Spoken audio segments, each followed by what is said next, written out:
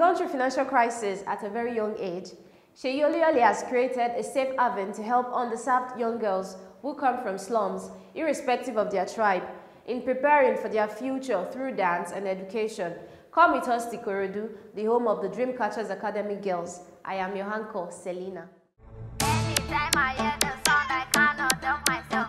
I start to move my feet and then I start to play body. That DJ play the sound and put it on repeat.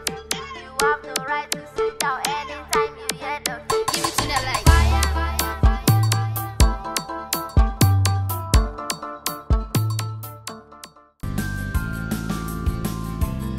My name is Seyi Oluyole. I'm the founder and CEO of Dream Nurture Foundation and Dreamcatchers Academy.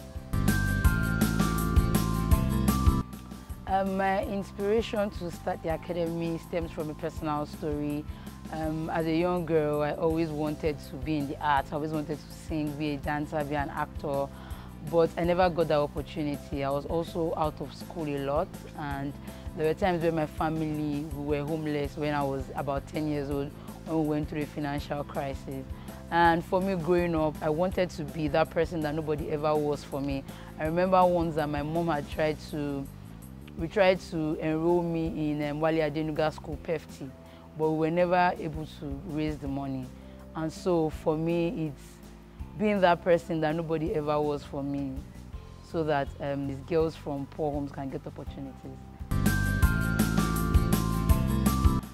For me, my work being on the pages of Cardi B and Rihanna is a very big deal. It means that I'm doing something good, and it just pushes myself and my team to want to do more for ourselves and the girls in our academy. It also means that it's just the beginning for us. Yes, it's a step, because I mean, if you look at it, we got a repost. That's just what it is. It's a repost, but it's a big deal because the people that Cardi B and Rihanna talking about us means that more people will know about our organization and more people will want to support. But it's a stepping stone, because you know what we're doing is more than today. What we're doing is for our students to look back in 5 years and 10 years, and for them to be leaders in every position of their life. That's our major goal. The dream is for us to raise solution-providing leaders who would be leaders in every area of their life, in the arts, in tech, everywhere, for there to be a girl, a woman from Dreamcatchers Academy everywhere showing leadership positions. That's the dream that we're trying to catch. And of course, for us to be a leading arts academy, we know that artists like Beyonce will come to African countries to pick actors and dancers that they want to use. And we want to be one of the academies that people would always, you know, will be the first contact when they are looking for great performance for their events or for their videos or for their movies. The awards that we won as an academy, it feels very great. The first award we won, we're very excited, in 2018. And then we've gone on to win like 3-4 more awards. And again, like I said, it's basically just a stepping stone. We're just starting, like Europe will say, so right now, we're just starting. There are people that don't know Dreamcatchers. We are getting to the point where every time you say Dreamcatchers, people will not ask that, who is that, they will know what you're talking about. So how we fund Dreamcatchers Academy is, #1, through crowdfunding. We have a huge following on social media, so a lot of the times we ask people to give. One of our strategies is also doing videos that would get reposted, so people will know about our work. Currently, we're trying to apply for grants, and we're looking into partnership with organizations that are passionate about the girl child and about education and about art. But so far, the major way we've been run has been through crowdfunding, and then the donations that people give whenever they want the children to maybe perform at their dance video or perform at their event. The way we find our girls at Dreamcatchers Academy, different stories. For some people would find out about what we're doing, and then they would just contact us and say, oh, I know so and so child that this academy can benefit. And for some other people, it's sometimes we have students that I was going on the road and I would see her. I saw her on the road on a school day, on a school morning, and she was not going to school. And I asked her questions and I found out where she was coming from. Sometimes we partner with organizations that work with street kids and they don't have anywhere to live, and then we'll partner with them so that we can give them where to live. We have different ways. And sometimes we post it on social media because every year we'll enroll between 10 to 20 new students. So we always post it on social media to say we're enrolling now, and then they write exams, and then the ones that do well in the exam or that show they show promise that they can, with proper coaching and proper education, they can get better. We enroll them in the academy. Dreamcatchers Academy is an academy for girls, for orphaned or underserved girls. Currently, we have 20 girls enrolled in the academy. I think the most impressive success for us so far is surviving COVID-19 and standing on our feet. Because like I said, one of the major ways we run was the donations we get during performances. But when the entire world shut down, a lot of things, like we were not getting performances to go for, and we just had to reinvent new things. So I think that us still standing as an academy as COVID-19 is taking a backseat is very impressive. Also, the progress that we see in our students. We have students that when they first get enrolled, they can maybe only read 1 word or 2 words. But as we're doing assessments for them every 2 weeks, we start having girls that can now read 5 words, that can read a whole sentence, that can read a whole paragraph, and things like that. It means that we're doing something, and people in the community are coming to us and saying, oh, I want my daughter to be enrolled in this academy. Things like that makes us very happy. Dreamcatchers Academy with the name started in 2014. However, what I do with children and girls started when I was 14. So as a young child from I don't like to use home background. As a young child from a home that were not rich, it wasn't registered. I was just doing my own thing. So in 2014, as an adult, now I know what I'm doing. So I registered the organization. I gave the organization a better name. It used to be Damptress and Fabulous Dancers, Victorious Dancers, different names. But from when I was 14 is when I have been teaching people dance, putting them in school, and providing them a home. So Seyi Oluyole before Dreamcatchers is the last one of our family, and my immediate older brother is, I think, about 8 years older than me. So I grew up with not very attached to my family members, and like I had mentioned earlier, as when I was about 10 years old, my family suffered a financial setback, and we went from living in our own home to having to squat in people's houses. I had to drop out of school because there was no way for us to pay my school fees. We would look for places to live. Sometimes we would go to churches and wait for them to do night vigil so that we can sleep there. There were times that we would just look for somewhere to sleep, and there was one time that someone offered us their car garage, and that was where we eventually started sleeping. And yeah, so before Dreamcatchers, I was just, a young girl with dreams. At 12, I told myself that I didn't want to grow up and still have this financial difficulty. And also seeing other children. When I was about 13, my family moved to a community called Ebute Meta.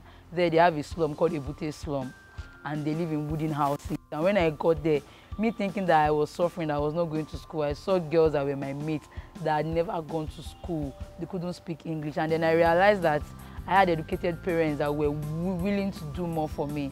And so I wanted to become that person that nobody ever was for me. So Seyi Oluyole before Dreamcatchers is a young girl that just always had a dream and just needed a push. So Biro actually came out in 2016 and won the award in 2018 because with film festivals you have to submit. And we've not done anything after that because production costs a whole lot of money. Anybody that works in production knows how much money it costs, and with a boarding house, school fees, feeding, so many things, it has just been kind of difficult gathering funds to do another short film. We've tried a couple of times to do like web series on YouTube and put it on our YouTube channel, but the major setback with doing more movies for us has been the amount of money it costs to be able to produce. It costs a whole lot of money to be able to produce either a short film or a movie. I write script, I sell my script. I write for TV shows in Nigeria. For instance, I write for Teen Cell until I took a break recently. I used to write for Teen Cell. On Hustle, I wrote on Hustle for 2 seasons, and I write feature scripts. So one of my scripts is currently being produced, and I can't wait for that one to come out. So. No, I think I've said it like 3 times that we're literally just starting. I've not done enough. I'm glad that, I mean, it's more than before I came back to Nigeria in 2014, I used to live in the United States, and I had to come back because I just really wanted to come back and do this. So now it's more than just a dream that is in my head.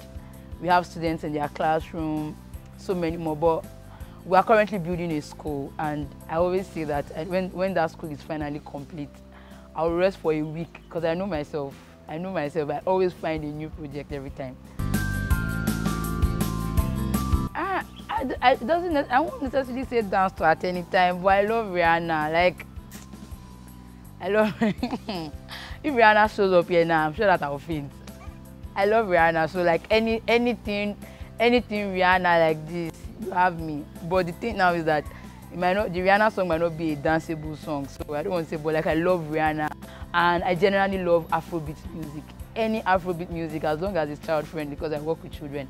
I love Afrobeat music. I love the new amapiano sound from South Africa. Once I get an amapiano sound, I'm just, moving my body. Or Niniola, I love Niniola. I think that's it, Niniola. I really love Niniola.